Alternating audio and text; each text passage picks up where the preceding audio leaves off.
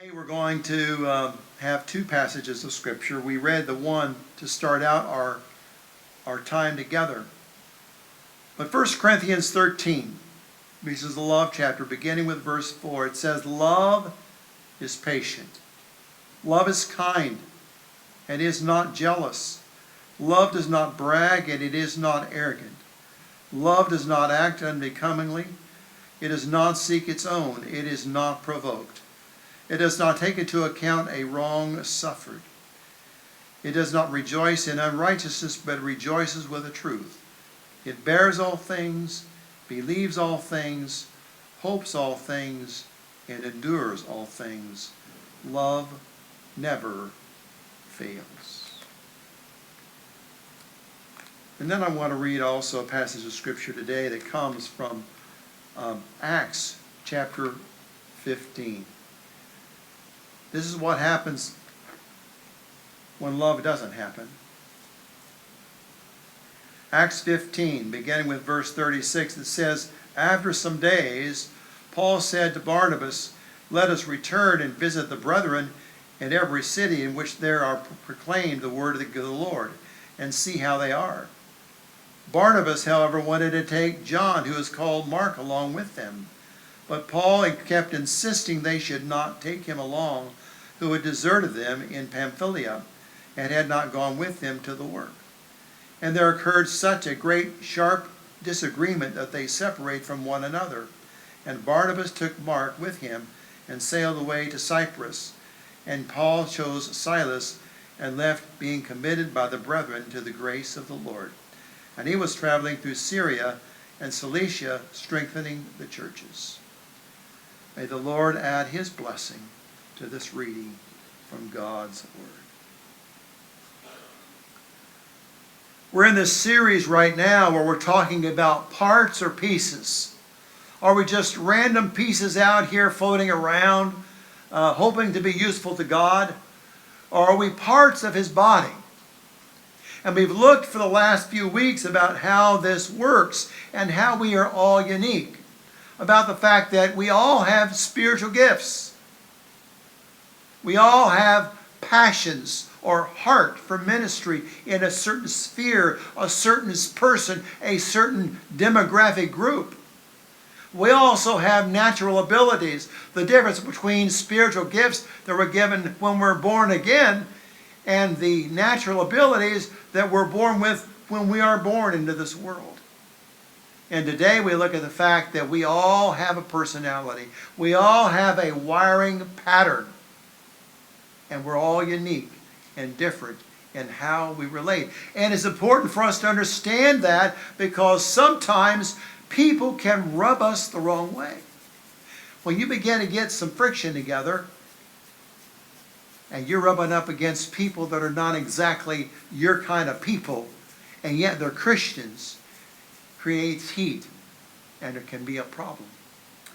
So I experienced this when I was a kid, and I was a part of a very big church in Seymour, Indiana, and we had a big youth group, we had a big choir, and so one time we were just throwing out ideas, and somebody made the suggestion, we think we ought to sing all the way on spring break, all the way to Washington, D.C. and come back home. Now that sounds like a big deal. But we didn't want to drive the school buses that the church owned, because those were old and they broke down frequently. So we wanted to hire a Greyhound bus. The only problem with that was Greyhound buses cost money, and a lot of it. So somebody said, well, let's make a record. There was a guy that this church here at Bethel knew years ago as a part of the Bethel Ambassadors. They had made some records. His name was Jim Maccabee. And he had connections in Nashville, Tennessee. And so we all loaded up on those old buses, and we went to Nashville, and we made a record. And we sold those records, and then we had enough for the two of us. You think that would be an easy thing to sing all the way out sing the songs that were part of that album and sing, and it was really kind of a neat thing because we were able to meet churches all the way along the way. About 3 or 4 days we would go, we would start out, we would travel, we would get there in the early afternoon, and they would feed us. Usually it was sloppy joes.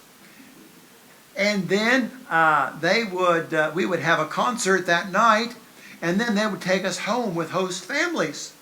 And they would give us a bed, and they would give us breakfast, and they would give us a sack lunch the next day, and then we'd go to the next church. But about 2 days in, there was problems on the bus. Personalities that clashed. People that didn't want to sit beside one another. People that didn't want to speak to one another. And when you're in a tour, you kind of have to talk to one another, and you kind of have to sit where there's a seat. So our sponsors kind of got us together. We had to talk some things out. And I don't know what it was, but somebody said something, or somebody didn't say something, or somebody didn't do something. Whatever it was, it had to get ironed out. Because about 3 days in, you don't want to have a snag like that when you're singing for Jesus, okay? For all of us, we got to realize this morning that for those of us who are here today, we got to realize that chemistry can push us apart. Chemistry, just how we're wired, can push people apart. It's love that has to pull things together. If we don't understand that, we don't understand this title of this message today, because the title is a wiring harness. Now, Steve, you're going to have to check me on this because I'm not very mechanical. But I know that a wiring harness has to do with electrical systems in your car or your lawnmower or anything that runs. And it takes a lot of wires that are clamped together, and there's connections, and they're all together to make the thing work. And if you don't have that wiring harness that's around everything, then it can get overheated, or it can break down, or the extremes of cold or heat can cause a problem. It just makes things work better together. Does that sound right? All right. So, wiring harness reminds us of this simple truth, that the chemistry that we normally have that can pull people apart in the church, it's the charity that can pull us together and help to make us stronger together. Having said that, then, we got to realize that along the way, we will have stress points. And it's just like an old fuse in your fuse box years ago. When that fuse broke, you had to find the right fuse. You had to unscrew it and see which one would blow, and you put and screw the other one in. Or today, it's a switch panel in your house. Our switch panel is still not labeled right. And I go down there and switch and try to get circuits to go with it. What I know is that circuits can blow, okay? And it can work really well until you blow a circuit with the toaster. And then the microwave won't work either, or anything else in your kitchen. And it's a bad day for breakfast. In my second church, though, I learned a principle. That when it comes to working together, there is usually more than one way to do something and do it okay. When we showed up at this particular church, it was our second church, and we had accumulated a lot of stuff. I mean, a lot of stuff. We had lawnmowers, we had push mowers, we had tools, we had all kinds. And when they began to unload us, all they had was an old storage barn where they had basically had an old washer and dryer, the preacher before us. So when they put everything in this storage barn, they said, in the spring, we're going to have to build us a garage for the preacher. So we began to look at plans, and they decided they were going to raise up this garage in the backyard. It was going to have one bay for me to park my truck, and then the place for all of the stuff that we had accumulated. We decided we were going to build this thing in 2 Saturdays. The first Saturday was the foundation, and the second Saturday was framing it up and putting the shingles on and finishing the thing out. And I will never forget that first Saturday. We started out on one point that we had one team person that was a craftsman, and we put him as the team leader for the entire project because he knew building. And he went one direction, and there was another one. He was a volunteer, but he also worked for a contractor. He also knew what he was doing, and he went around the other way, and they were supposed to meet on the backside. And as they were laying this concrete block, the one person kept calling for mortar for the block, and he wanted his mortar sloppy.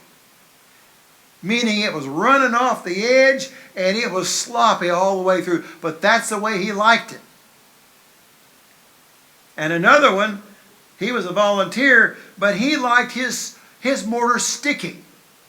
So the person that was mixing all this mortar, he either had to add more water for the sloppy one or more cement for the sticky one. And so he was mixing, and people were kind of giving him a hard time. Come on, let's get it right, let's get it right. So it was either add more water and send it to the one that liked the sloppy, or he would add more cement for the one that liked the sticky. But it worked.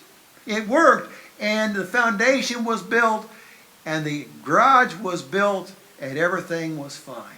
The idea, you can have more than one idea and one style and one personality and still get a job done right if you have the humility and the humbleness and the service to get it done. But today what we have is a story about a riff and a rub and a feud literally in the first missionary team. Now understand, Paul and Barnabas had already been on a first missionary journey. They'd already been on one journey all the way around, and they had gone back to Jerusalem for a council. And anyway, you've got to realize that Barnabas and Saul, or Paul the apostle, they had different personalities. Paul was a type A personality. He was a leader from the get-go, and his whole thing was about this task of bringing the gospel to Gentiles. That was his purpose. And he was a leader. He was a go-getter. He was a take it or leave it kind of guy. But Barnabas was a nurturer.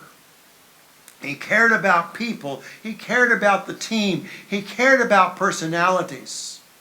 So as we read this passage, we got to realize that there was quite a falling out between these two missionaries. Let's read it together. 15. It says, after some days, Paul and Barnabas said, let us return and visit the brethren in every city in which we proclaim the word of the Lord, and see how they are. Barnabas wanted to take John, who was called Mark, along with them. But Paul kept insisting that they should not take him who had deserted them in Pamphylia and had not gone with them to the work. And there occurred such a sharp disagreement that they separated from one another. And Barnabas took Mark with him and sailed away to Cyprus. But Paul chose Silas and left, being committed by the brethren to the grace of the Lord. And he was traveling through Syria and Cilicia, strengthening the churches. So we have Barnabas. Barnabas was a Levite. We find out from Acts chapter 4, his actual name was Joseph. But when he sells some property and literally brings the proceeds to the church to meet a human need, they call him Barnabas, which means a son of encouragement. Barnabas was an encourager. We all need encouragers in our life, don't we? Don't we all need encouragers in our life? Everybody, we all need somebody to come alongside of us and say, yes, you can do this thing. You can live for Jesus. You can be a missionary. You can do the proclamation of Jesus Christ. You can know the Word of God. There are things you can do. There is always a need for a cheerleader. And Saul needs that too. In fact, Saul was the one that was introduced to the church when they were still afraid of Saul, who had been persecuting Christians. Barnabas includes Saul and introduces him to the church. So we all need an encourager in our lives. But on the first missionary journey, it is clear that there is a difference in their personalities. In fact, at one point, at one of the cities where they stopped, one of them, they call Barnabas, they call him Zeus, because he's there, but he's kind of quiet. He kind of blends into the background. Whereas Paul, they give him another name, because he is the chief teacher or preacher. So you have a different personalities, two different personalities. And in this passage today, we begin with the fact, after some days, Paul said to Barnabas, let us return and visit the brethren in every city in which we proclaim the word of the Lord and see how they are. See, mission work involves two things. First of all, there has to be evangelism. That is, you have to win them to Jesus. But secondly, there has to be edification, whereas you go around and you see how they're doing that have been planted.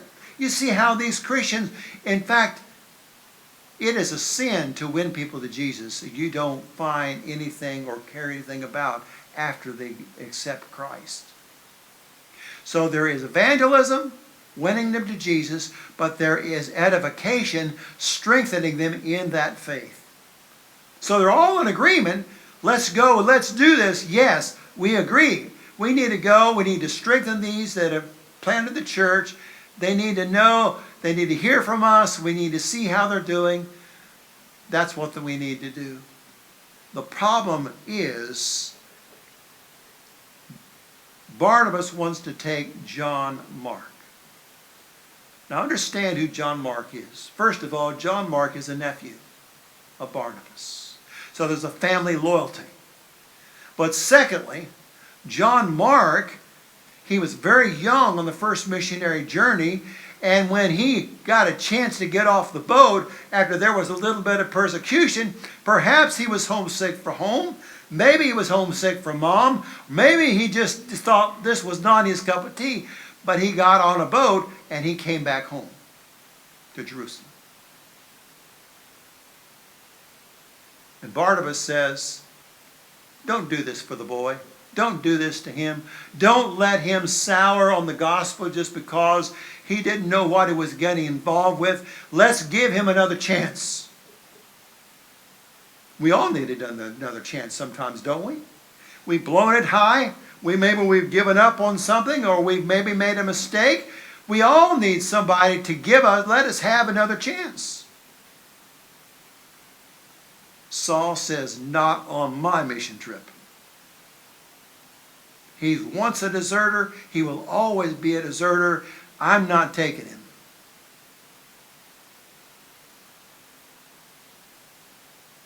See, Paul is a type A personality. He's a leader. He's all about the task. Barnabas is about people. He's about the team. Two different personalities. Two things they wanted. So what it says is, there occurred such a sharp disagreement that they separated from one another. And Barnabas took Mark with him and sailed away to Cyprus. That is, they went across the water to the island where that's where Barnabas is from. But Paul chose Silas and left, being committed by the brethren to the grace of the Lord. And he was traveling through Syria and Cilicia, strengthening the churches. They're both doing the same thing. Now they're doing it apart. There was a severance of the mission. And here's the thing. We never ever hear about Barnabas and Saul doing anything together again. They're still involved in the same work, but different personalities that did not understand the clash and the rub. So Paul goes ahead and he does some more missionary journeys, and the biblical history that we all have, which is Corinthians, Romans, Galatians, Philippians, Colossians, all that stuff is following Paul's missionary journey. We don't hear any more about Barnabas. But you know what? That doesn't mean Barnabas was not important. That doesn't mean that he did not do what we're supposed to be doing. It just means that some people, what they get done gets noticed, and they're faithful. Others, they do their work, it's not noticed, and they also are important. But here's the thing. Close to the end of his life, we hear Paul. By this time, when 1 Timothy happens, see, Paul is in prison.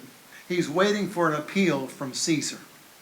By the time 2 Timothy is written, he knows probably he's not going to make it out of jail.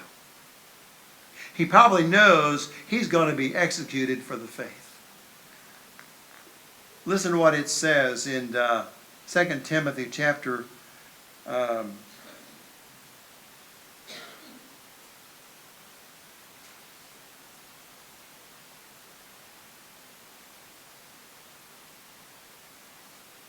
'says, only Luke is with me. Therefore, find John Mark, for he is good in the service for which I need him to do for me. By the end of his life, maybe John Mark had seasoned a little bit. We know he's the one that writes the second gospel. So maybe he came a long way.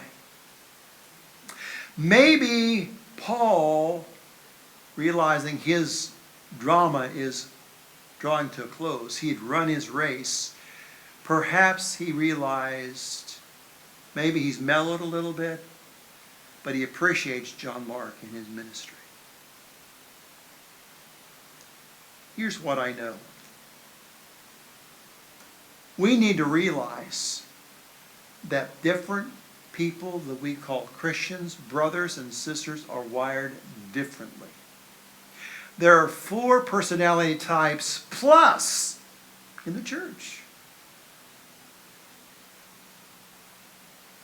See, there is something like 8.3 billion people in the world, which means every second there's 3 people born. And not a one of them will ever be just like you or just like me. The chances are like 70 trillion there would ever be another person just like us. That's with our spiritual gifts, our heart for ministry, our natural abilities, and our personality. And what we're going to talk about next week. Jesus made us to be unique and special. Literally, he broke the mold when he invited you into his world. And he invited you to be a part of his kingdom's work. We're special. A unique design. Some of us, we're introverts. That means lock us in a room by ourselves and don't by knocking on the door, because that'll only upset things. We kind of work better by ourselves. We can work all day long. Don't bother us. Everybody's fine. some of us, we need a group. We need a group. We need a group to do anything. We need a group for a party. We need groups for all kinds of things to do the kingdom of work. Gary Smalley is the one that I borrowed this information from. We also, not only are we some introverts and some extroverts, but there are at least 4 personality types. By the way, I would not officiate in a wedding today if that couple did not know their personality type. How many weddings do you know that ends up incompatible? Because they come into it and they're all excited and they have somebody to love them and they think it's all going to be great. They have no idea that after the wedding, that person is going to become somebody very real and very different than what they married on their wedding day. That's okay. It's just understanding. So the idea is that our chemistry sometimes can push us apart. It's the charity that can pull us together. So there is the lion. Personality type. Lions are always leaders. They're always interested in the outcome. Whatever the outcome is, that's what the lions want. They want the mission to succeed. They don't want any barriers. They don't want anybody slacking. They're always pushing, pushing, pushing to make sure everything works right.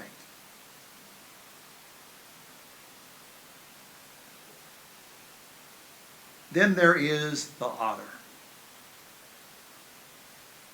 If you've ever watched otters before, you know they're social animals. They love to play. Giving them a task to do, they'll put stickers all over the room. They don't want to do anything but have a party. In fact, it's hard to get them on board because they're so excited, they're so joyful about doing things together.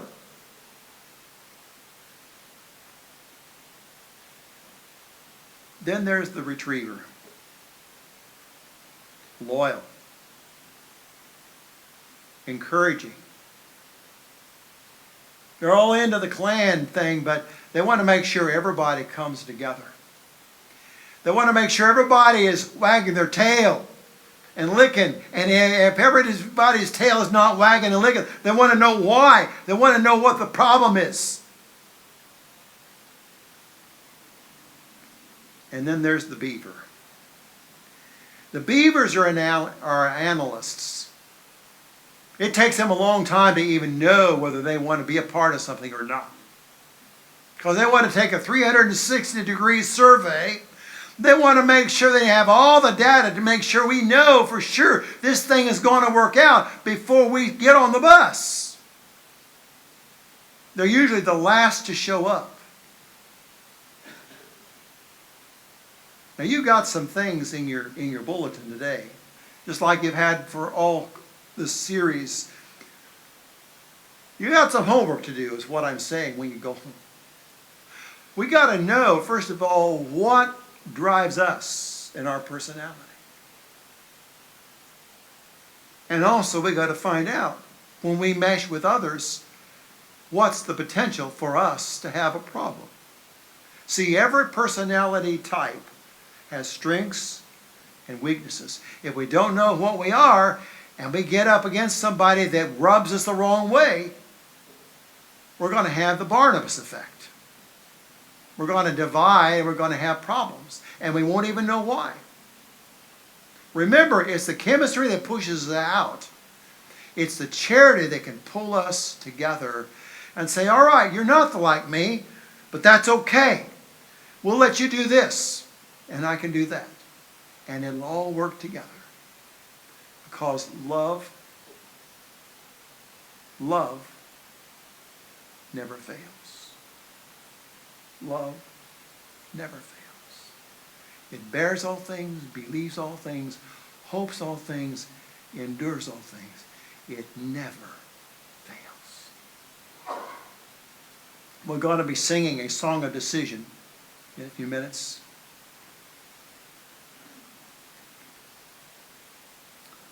It's a time for us to think within. What gets me excited in the morning?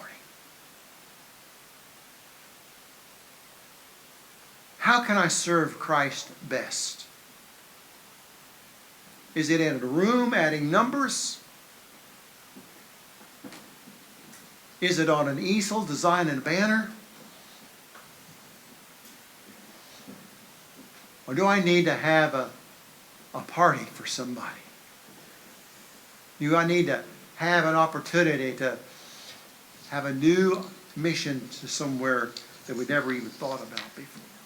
Whatever your decision is, remember, we're all unique. There's more than one way usually to do something the right way. And based upon personalities, we need to let those personalities work in our favor. And we do that when we love one another. We're going to be singing a song of decision. Who are you? Your personality. How are you wired? And how can Christ harness that for his kingdom's glory? Let's sing together.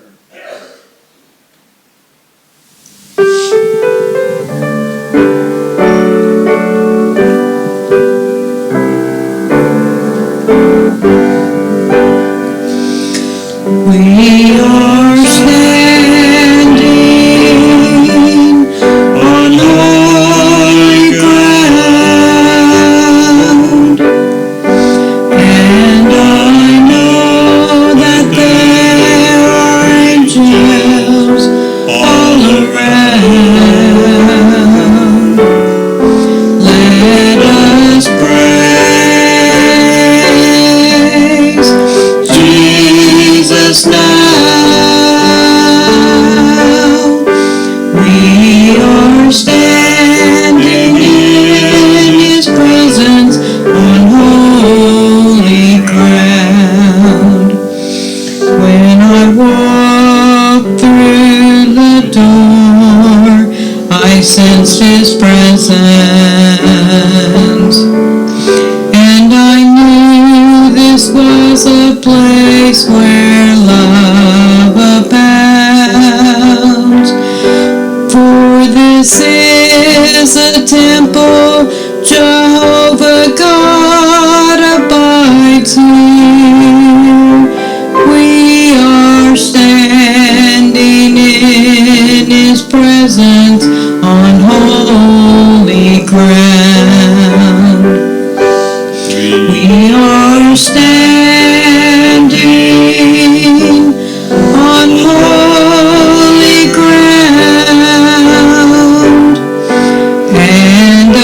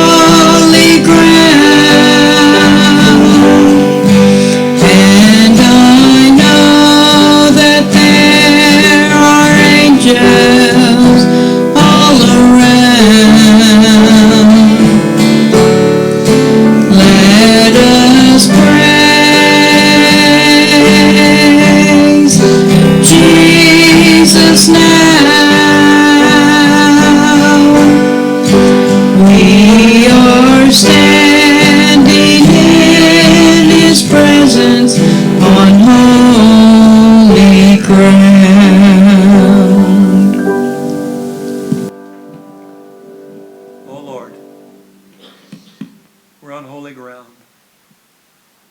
Help us to hear your voice, to understand your call, to know that you've given to us every capability to fulfill what you have asked us to do. Help us to not be concerned about our neighbor and what they're doing and how they do things, but only be focused upon the love that we have for you. And may the love that you have be able to hold things together. In your precious and glorious name, amen. We are standing